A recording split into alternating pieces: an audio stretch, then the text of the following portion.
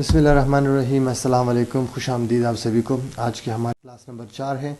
आज हम HTML text formatting part 1 पे काम करेंगे। इससे पहले हम बेसिक्स एंड टेक्स्ट को जो है उसकी प्रैक्टिकल एग्जांपल भी आप लोगों को हम दिखा पाए थे।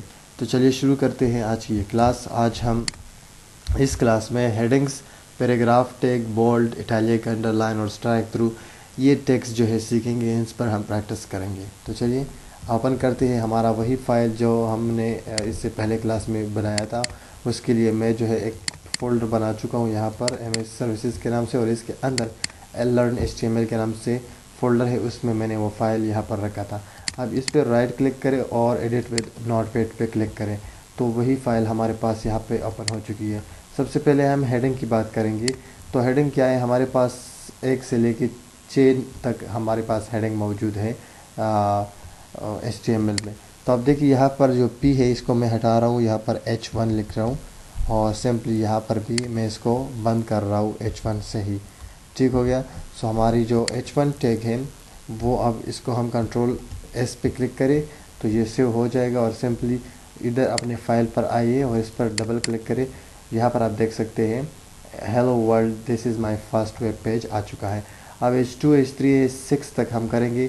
H1 सबसे मतलब लार्जेस्ट आता है, H2 इससे छोटा, और इस तरह आप सो ऑन इस तरह आप कर सकते हैं। कंट्रोल D के साथ जो है हम इसकी कॉपी ले लेंगे और अब यहाँ पर हम जो है H2 लगाएंगे।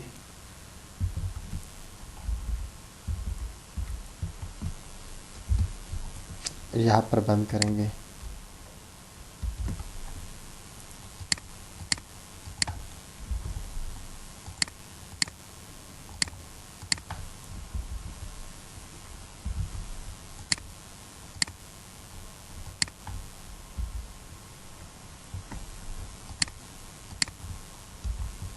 और अब इन सभी को हम जो है बंद भी करेंगे।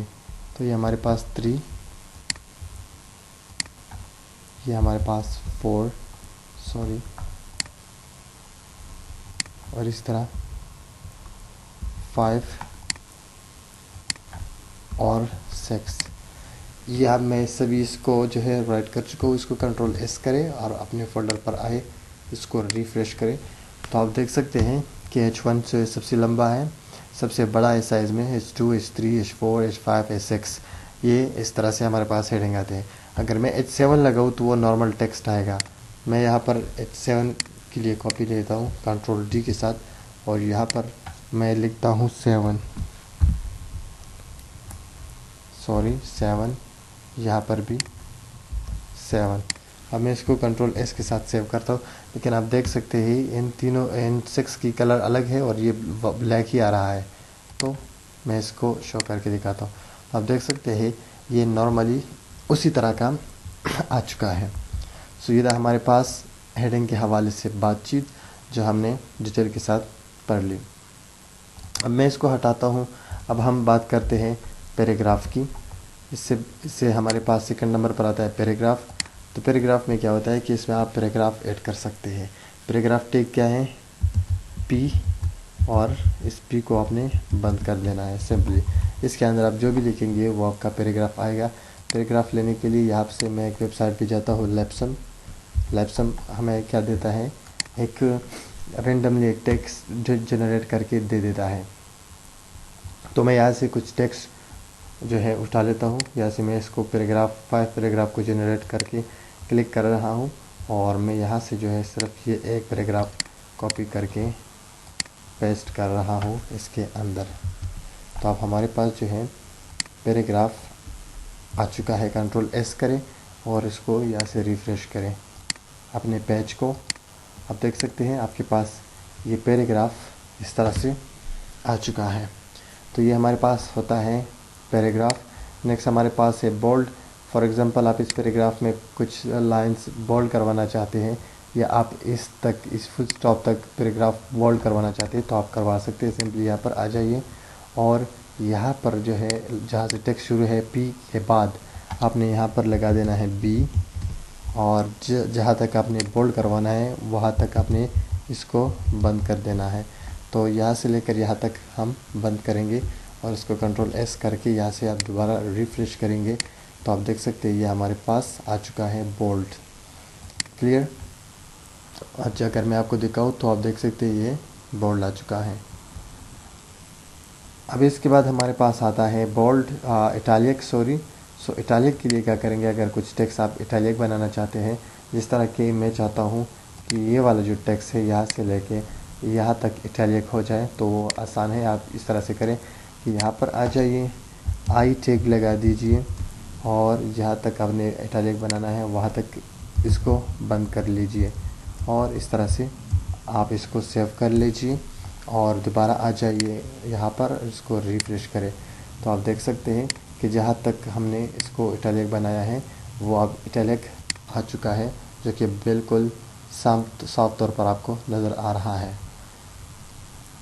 इसके बाद हमारे पास आता है बोल्ड भी हो गया, इटालिक। अंडरलाइन, अगर कोई लाइन आप अंडरलाइन करवाना चाहते हैं, जिस तरह के मैं चाहता हूँ कि जो लास्ट वाले ये लाइन है ये अंडरलाइन हो जाए यहाँ से, तो वो भी आप करवा सकते हैं। इसको टेक्स्ट को थोड़ा सा हम यहाँ पर इसको ले चलते हैं लास्ट में, और यहाँ से हम अंडरलाइन के लिए यू लगा देते हैं और यहाँ से एंड में इसको बंद करेंगे, लेकिन पी से पहले।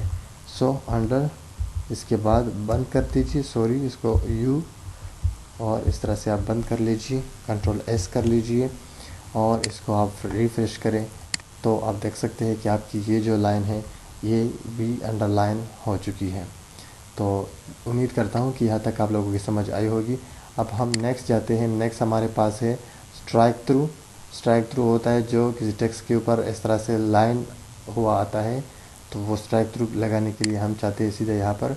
और अब हम यहाँ से क्या करते हैं, इसको इस तरह ड्रैग करते हैं और फॉर एग्ज़ाम्पल यहाँ से हम कोई टेक्स्ट यूज़ करते हैं। सबसे पहले हम देखते हैं टेक्स्ट को, जिस तरह हमारे पास ये वाला टेक्स्ट है, तो इसको चलो हम यहाँ तक जो है स्ट्राइक थ्रू लगाना चाहते हैं, तो सिंपली यहाँ से आ जाइए और इसको थोड़ा सा ड्रैग करें ताकि टेक्स्ट हमें नज़र आ जाए, और यहाँ से लेके यहाँ तक हम इसको स्ट्राइक थ्रू करते हैं। तो इस तरह स्ट्राइक के लिए एस लगा दीजिए, इसको बंद कीजिए, यहाँ से इसको इस तरह से बंद कीजिए और इसको कंट्रोल एस के साथ सेव कीजिए और सिंपली इसको आप रिफ़्रेश करिए।